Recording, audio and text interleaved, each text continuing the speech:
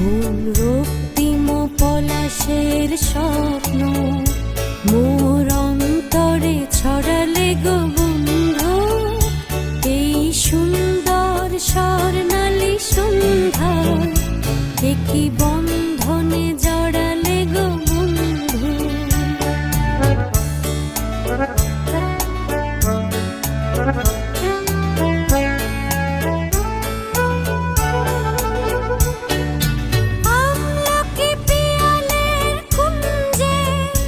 কিছু মৌমাছি এখনো যে গুঞ্জে,